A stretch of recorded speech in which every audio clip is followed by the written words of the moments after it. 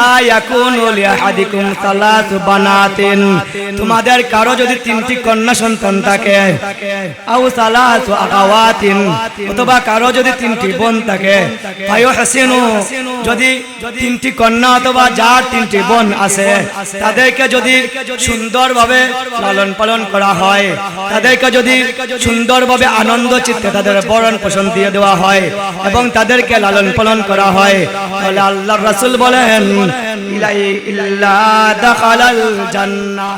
বিসমিল্লাহির রহমানির রহিম। রব্বি হাবলি মিনাস সালিহিন। وقال النبي صلى الله عليه وسلم لا يكون لأحدكم ثلاث بنات أو ثلاث أخوات فيحسن إليهن إلا دخل الجنة، أو كما قال عليه الصلاة والسلام صلى الله على سيدنا ومولانا محمد وعلى آله وصحابه وسلم.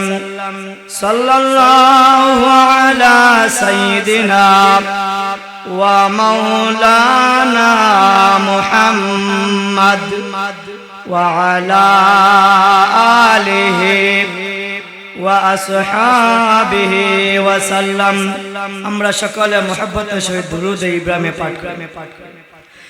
اللهم صل على محمد وعلى آل محمد كما صليت على إبراهيم وعلى آل إبراهيم إنك حميد مجيد.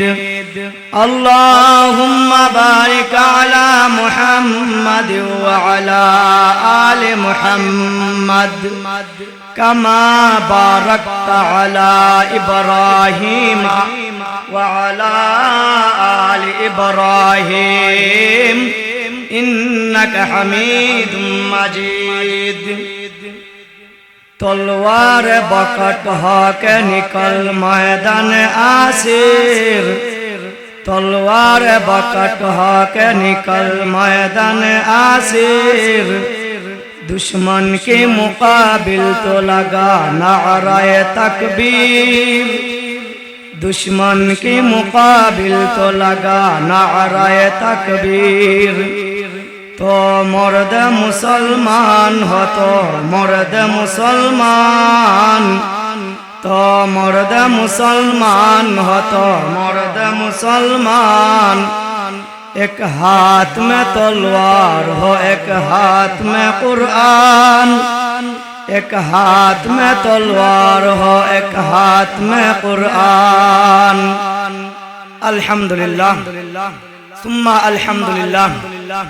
আল্লাহ পাকের দরবারে আমরা অসংখ্য গণিত শুকরিয়া আদায় করি যে আল্লাহ পাক রব্বুল আলামিন দীর্ঘ 1 বছর অতিবাহিত হওয়ার পরে ঐতিহ্যবাহী বাগা ইখলাসপুর আরাবিয়া ইসলামিয়া মাদ্রাসা কর্তৃক আয়োজিত 39তম দোয়াই জলসা কার্যক্রম যে আল্লাহ আপনাকে আমাকে করার তৌফিক দান করেছেন, এলাকাবাসীকে সুযোগ করে দিয়েছেন, পরিবেশ করে দিয়েছেন এবং আমি অদমকেও দিনে কিছু আলোচনা করার এবং শোনার যে আল্লাহ পরিবেশ করে দিয়েছেন, সুযোগ করে দিয়েছেন, তৌফিক দান করেছেন, সেই মাবুদের দরবারে আমরা আওয়াজ দিয়ে উচ্চ কণ্ঠে দিল দিয়ে মন দিয়ে একবার কালিমাতুশ শুকর আদায় করে বলে আলহামদুলিল্লাহ। মুহতারাম হাজিরিন, সময় অত্যন্ত সংক্ষিপ্ত, তাই সময়ের সংক্ষিপ্ত পরিসরে কুরআন এবং হাদিসের আলোকে আপনাদের সামনে কিছু জরুরি আলোচনা উপস্থাপন করার চেষ্টা করব। আল্লাহ যদি আমাকে তৌফিক দান করেন, আপনারা বসে বসে আমার জন্য দোয়া করেন। আল্লাহ পাক রব্বুল আলামিন যাতে করে আমাকে আমার জবান দিয়ে এমন কিছু কথা বাইর করে দেন আমার জন্য ফায়দা হয়, আপনাদের জন্য ফায়দা হয়। সবাই বলেন আমিন। মুহতারাম হাজিরিন, এই দুনিয়ার সফর অত্যন্ত সংক্ষিপ্ত না লম্বা? দুনিয়ার এই জিন্দেগি অত্যন্ত সংক্ষিপ্ত। আমাদের এই দুনিয়ার এই সফরের জিন্দেগিটাকে উলামায়ে কেরাম দৃষ্টান্ত দিতেছেন মোমবাতি দিয়ে। কি দিয়ে? মোমবাতি দিয়ে।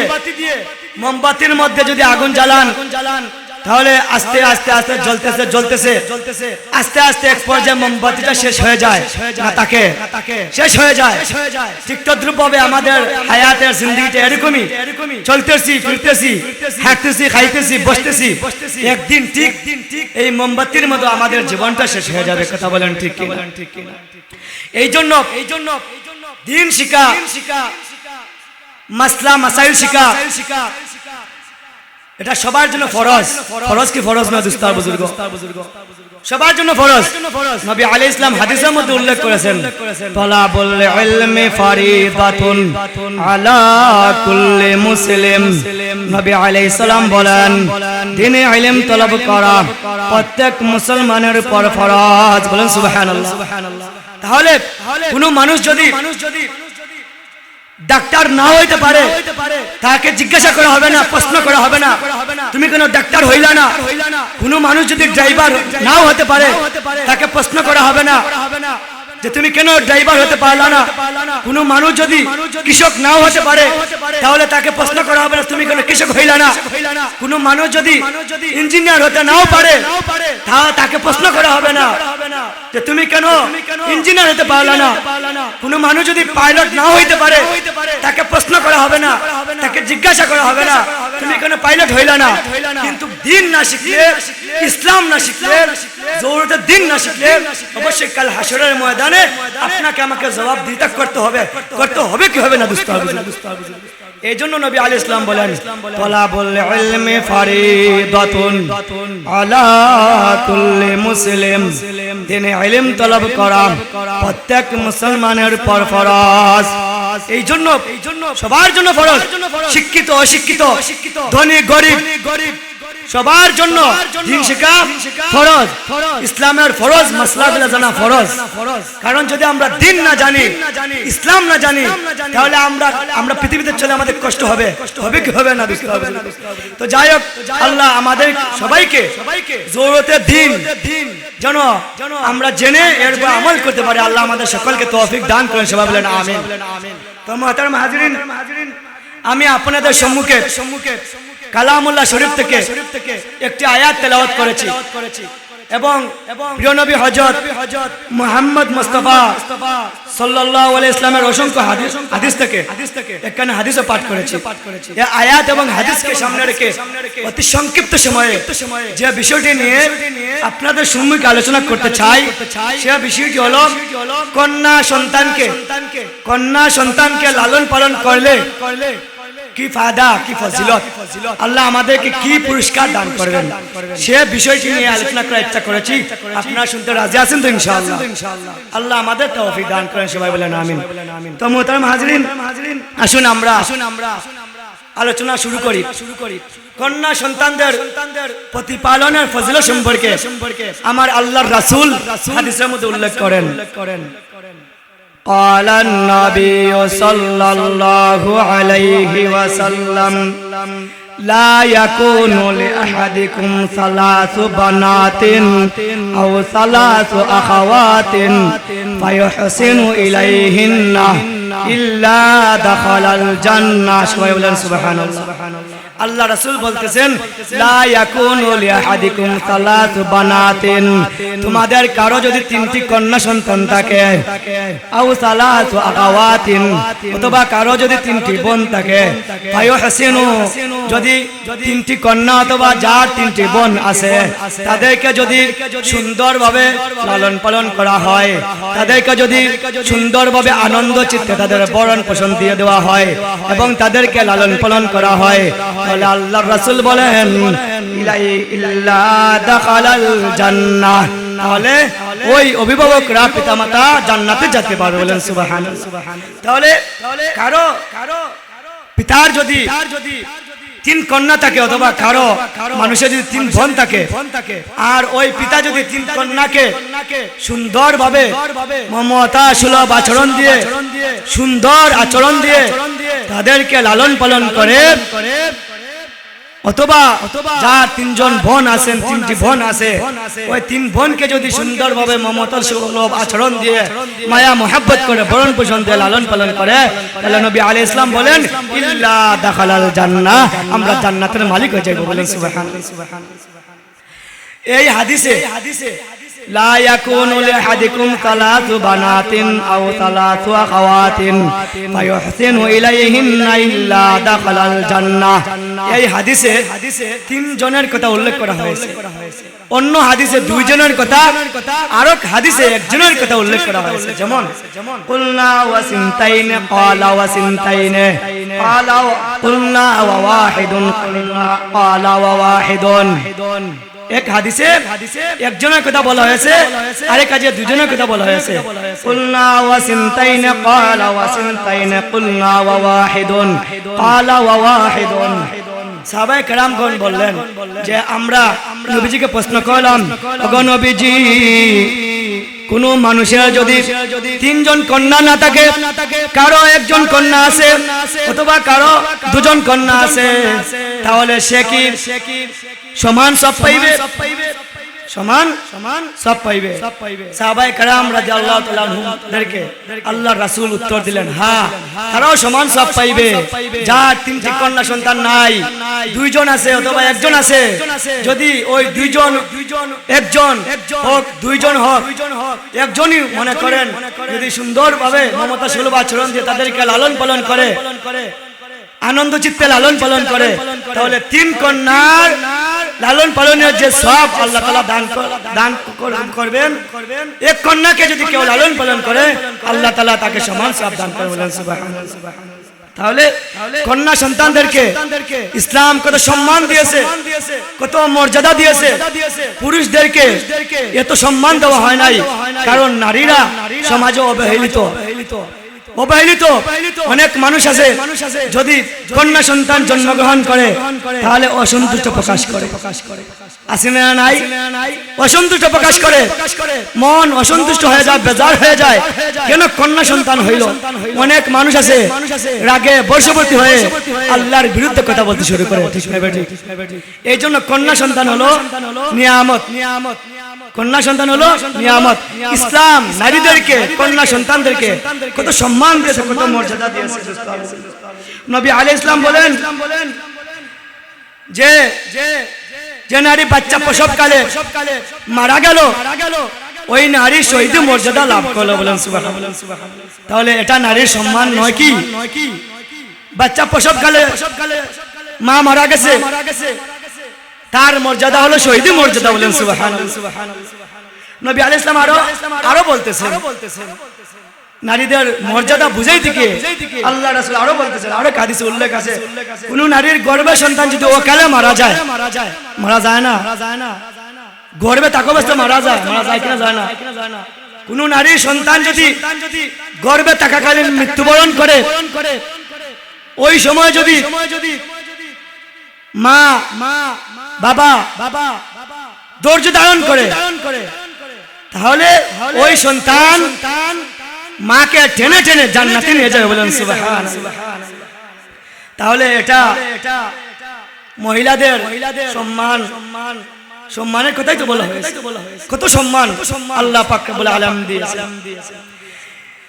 এক কাজী সাহেব ওনার ইন্তেকালের নিকটবর্তী সময় ওনার স্ত্রীকে ওসিয়ত করলেন যে আমি তো মারা যাব, যদি তোমার গর্ভ থেকে কোন সন্তান জন্মগ্রহণ করে তাহলে তুমি এক কাজ করবা, আমি তোমাকে ওসিয়ত করে যাইতেছি, তুমি ওই সন্তানকে সুন্দর করে লালন পালন করবা।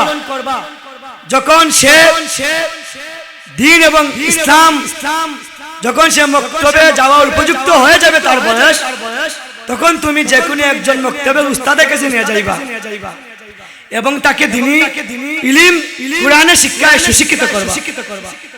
এই ওসিয়ত করে কিছুদিন পরে কাজী সাহেব মারা গেল।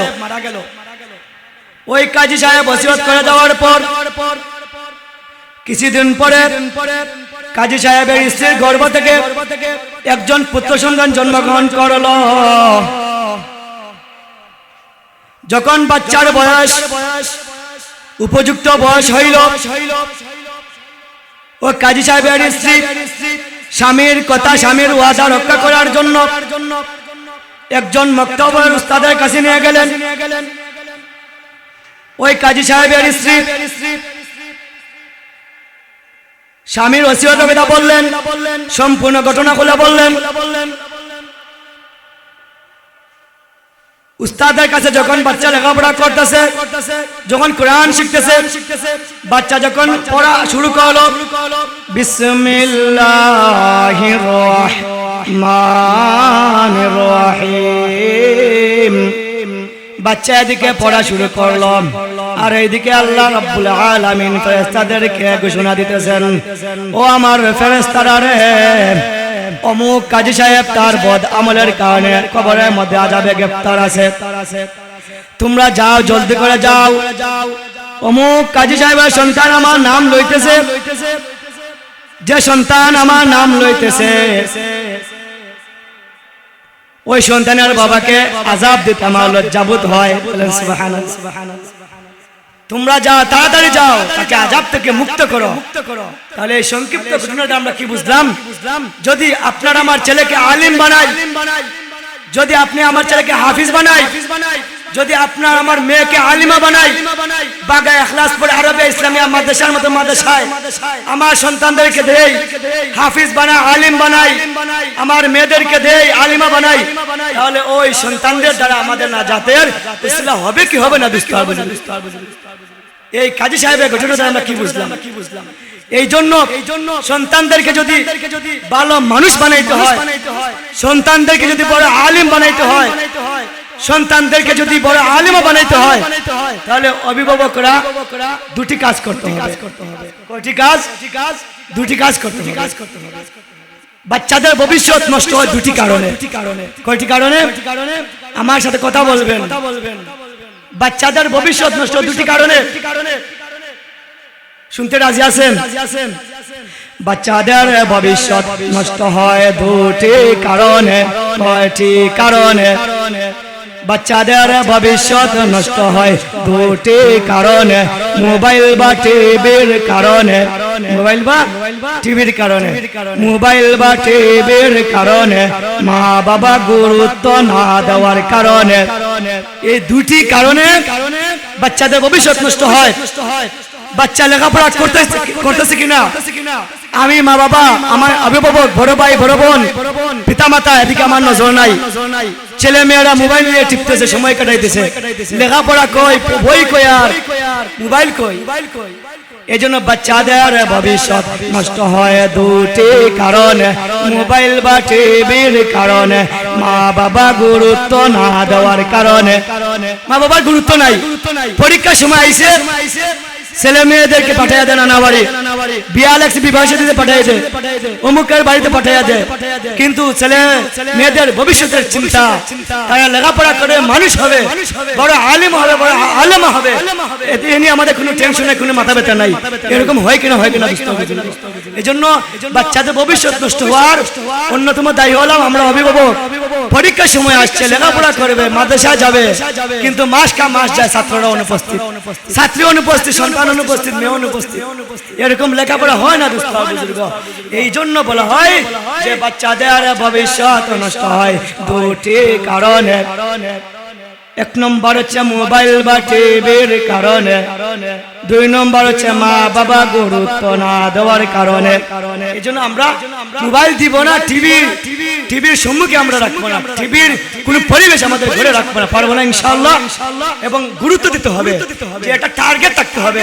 আমার সন্তানকে আমি আলিম বানাইবো, আমার মেয়েকে আমি আলিমা বানাইবো, আমি শাইখে বাইনপুরি বানাইবো, শাইখে এরেঙ্গা বানাইবো, শাইখে কাতিয়া বানাইবো, শাইখে ভনবী বানাইবো, শাইখে বাইনপুরি বানাইবো, শাইখে দিগলবাগি বানাইবো, এরকম চিন্তা চেতনা আমাদের পিতামাতা থাকতে হবে, নতুবা আপনার আমার ছেলে সন্তানদেরকে মানুষ বানানো কখনো সম্ভব নয়।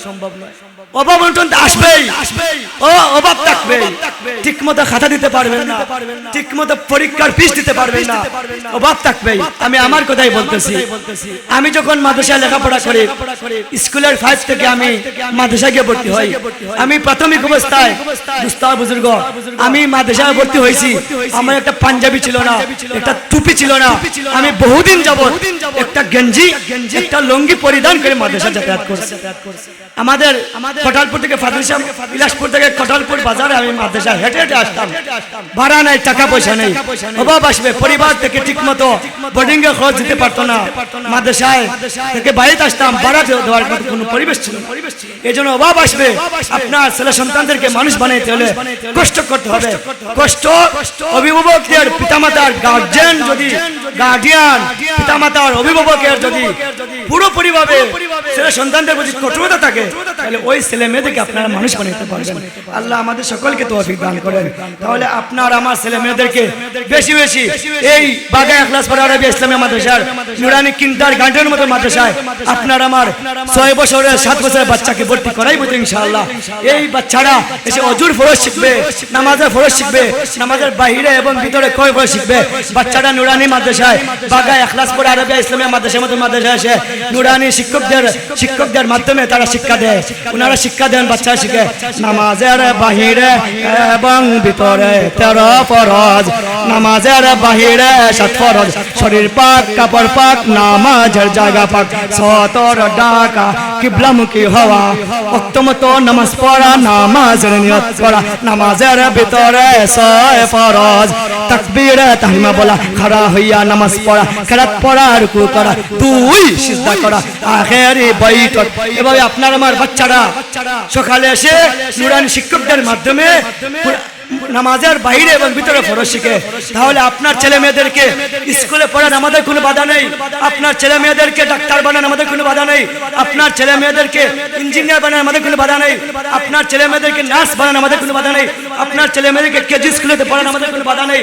আপনার ছেলে মেয়েদেরকে এমবিএ ডাক্তার বানান, আমাদের কোনো বাধা নেই। কিন্তু আপনার এই মাসুম বাচ্চাকে 6 বছরের 7 বছরের বাচ্চাকে কমপক্ষে নুরানি মাদ্রাসায় শিশু ক্লাস, প্রথম শ্রেণী, দ্বিতীয় শ্রেণী, তৃতীয় শ্রেণী পড়ান। ইনশাআল্লাহ খোদার কসম করে বলতে পারি, এই বাগা ইখলাসপুর আরবি ইসলামিয়া মাদ্রাসার 39তম দোয়াই জলসা থেকে আমি আপনাদেরকে এই মেসেজ দিতে চাই, আপনার ছেলে সন্তানদেরকে 5 বছরের 6 বছরের বাচ্চাকে নুরানি মাদ্রাসায় ভর্তি করান। ইনশাআল্লাহ 3 বছরে কমপক্ষে 3 ক্লাস, কয় ক্লাস? কমপক্ষে 3 ক্লাস, 1 2 3 নুরানি 3 ক্লাস পড়ান। আপনার ছেলে মেয়েরা, আপনার কচি কচি বাচ্চারা নামাজের ফজিলত শিখবে, দ্বীন শিখবে, ইসলাম শিখবে। তখন আপনার আমার এই বাচ্চা বড় হয়ে আল্লাহর বিরুদ্ধে কথা বলবে না, রাসূলের বিরুদ্ধে কথা বলবে না, মাদ্রাসার বিরুদ্ধে কথা বলবে না, উলামায়ে কেরামদের পক্ষেই কথা বলবে। কারণ তার ভিতরে যদি ইসলামের জ্ঞান নাই থাকে, তাহলে সে আলেমের দরদ বুঝবে না, মাদ্রাসার দরদ বুঝবে না, ইমামদের দরদ বুঝবে না, মুয়াজ্জিনদের দরদ বুঝবে না, ইসলামী প্রতিষ্ঠানের দরদ বুঝবে না। এই জন্য বাচ্চাদের প্রথমে কি করতে হবে? যেখানে ইসলামের মাইন্ড তৈরি করে দিতে হবে। আমরা সবাই আমাদের বাচ্চাদেরকে তো দিতেছি, ইনশাআল্লাহ আরো দিব। আপনারা দিতে প্রস্তুত আছেন তো? ইনশাআল্লাহ আল্লাহ আমাদের সকলকে তৌফিক দান, সবাই বলেন আমিন। তো দোস্ত আর বুজুর্গ, আল্লাহ পাককে বলে আলামিন কন্যা সন্তানকে যেভাবে মর্যাদা দিয়েছেন ইসলামের মধ্যে, ছেলেদেরকে তো সম্মান দেন নাই। মহিলারা প্রত্যেকটি কাজেই সওয়াব অর্জন করে থাকে।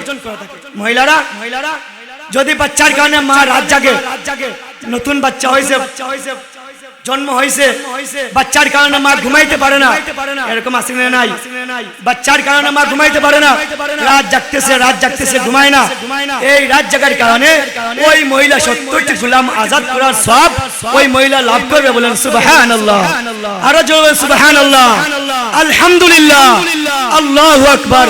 আপনাদের যদি চেতনা না থাকে তাহলে আমার জবান থেকে কথা বাইর হবে না। এজন্য একটা তাকবীর দিই আমরা, নারে তাকবীর, নারে তাকবীর। দ্বীন ইসলাম, বাগা ইখলাসপুর আরবি ইসলামিয়া মাদ্রাসা জিন্দাবাদ। এই জন্য বাচ্চার কারণে যদি মা রাত জাগে তাহলে আল্লাহ তাআলা ওই মা কষ্ট করার কারণে মা রাত জাগার কারণে আল্লাহ তাআলা ওই মহিলাকে 70টি গোলাম আজাদ করার সব আল্লাহ তাআলা ওই মহিলার আমলনামার মধ্যে লিখে দেবেন। সুবহানাল্লাহ। আরো জোরে সুবহানাল্লাহ।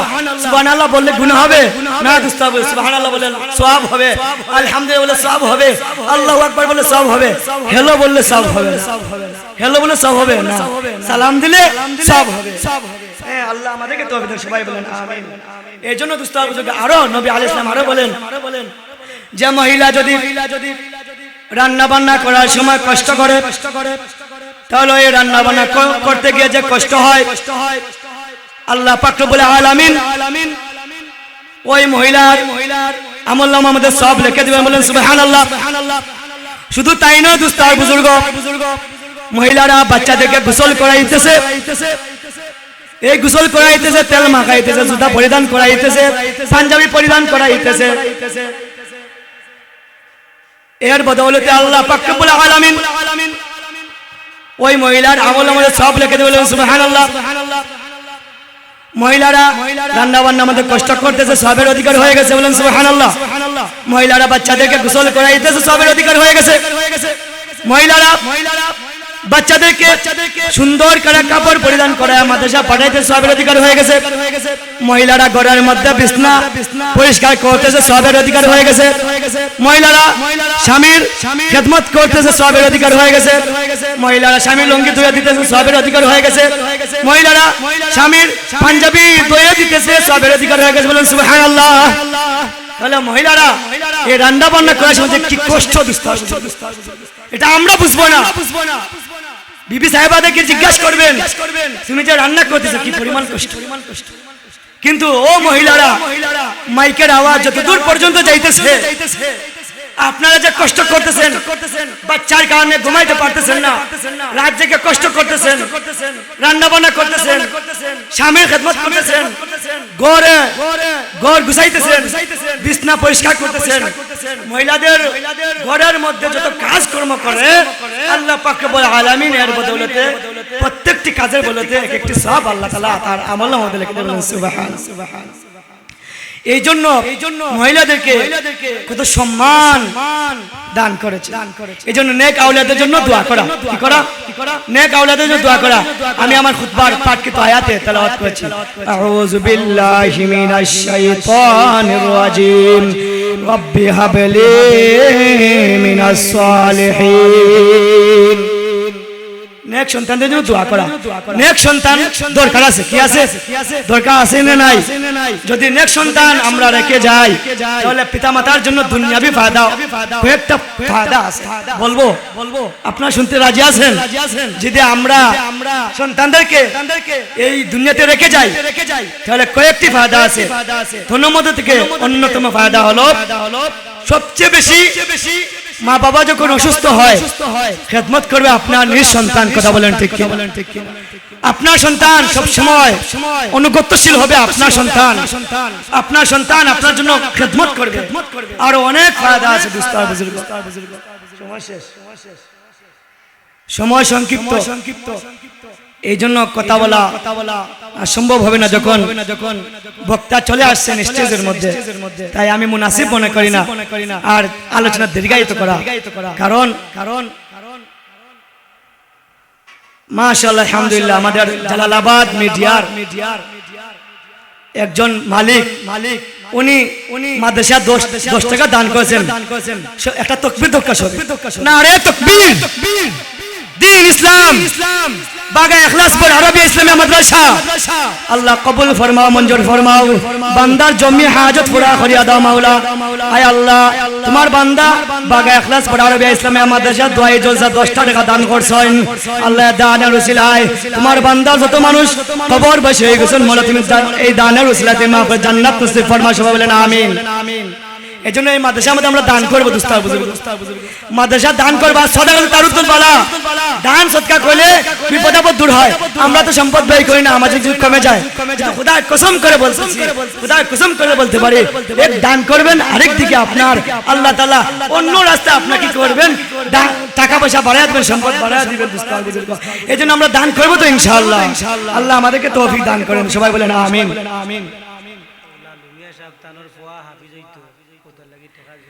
মাশাআল্লাহ আলহামদুলিল্লাহ জোরে একটা তাকবীর দিবা আপনারা নারে তাকবীর নারে তাকবীর দ্বীন ইসলাম বাগা ইখলাসপুর আরবিয়া ইসলামিয়া মাদ্রাসা আয় আল্লাহ তোমার এক বান্দা জনাব লালু মিয়া সাহেব উনার একজন বাচ্চা হাফিজ হওয়ার ইচ্ছা করতেছেন হাফিজ বানাইবার জন্য নিয়ত করতেছেন আল্লাহ ওই দানার উসিলা তুমি তোমার বান্দার নেক মাকাসিদ পুরা করে সবাই বলেন আমিন আল্লাহ পাক বলে আল্লাহ সকলের দানকে কবুল করুন সবাই বলেন আমিন আমরা ইনশাআল্লাহ মাহফিল শেষ হওয়ার পর্যন্ত উপস্থিত থাকবো তো ইনশাআল্লাহ দান দক্ষিণা করব কারণ দোস্ত বুজুর্গ আপনার জানেন কওমি মাদ্রাসা মানে যাত্রী মাদ্রাসা কওমি মাদ্রাসা মানে কি যাত্রী মাদ্রাসা সরকারি টাকায় অর্থে এই মাদ্রাসাটা চলে না আপনাদের মতো এলাকার আল্লাহ প্রেমিক রাসূল প্রেমিক আল্লাহওয়ালা মহিলাদের মাধ্যমে দ্বীনি প্রতিষ্ঠান চলে কি চলে না আমি আপনাদের মাদ্রাসা 1.5 বছর খিদমত ছিলাম আলহামদুলিল্লাহ আমি দেখেছি এই এলাকার মুরব্বিয়ানে کرامদের যুবক ভাইদের মহিলাদের এই মাদ্রাসার প্রতি যে মায়া মোহাব্বত যে দরদ এটা বলা বাহুল্য এটা বলে আমি শেষ করতে পারবো না আমি ওই 1.5 বছর ছিলাম আপনাদের এই মাদ্রাসা খিদমতে আপনারা যে কি পরিমাণ আমাকে মোহাব্বত করেছেন আমি এখনো ইখলাসপুর বাসী মানুষদের আমি জন্য দোয়া করি আমি এখনো ভুলতে পারি না মুরব্বিয়ানে کرامদের এই মোহাব্বত আমরা ভুলতে পারি না মহিলাদের এই মায়া মহব্বত আমি ভুলতে পারি না আমাদের মাদ্রাসার সবাই আলহামদুলিল্লাহ ভালো মানুষ যোগ্য মানুষ আমাদের ইমাম সাহেব হুজুর আলহামদুলিল্লাহ খুবই মোহাব্বত করেন আল্লাহ আমাদেরকে তৌফিক দান করেন আমিন ওয়া আখিরু দাওয়ানা আলহামদুলিল্লাহি রাব্বিল আলামিন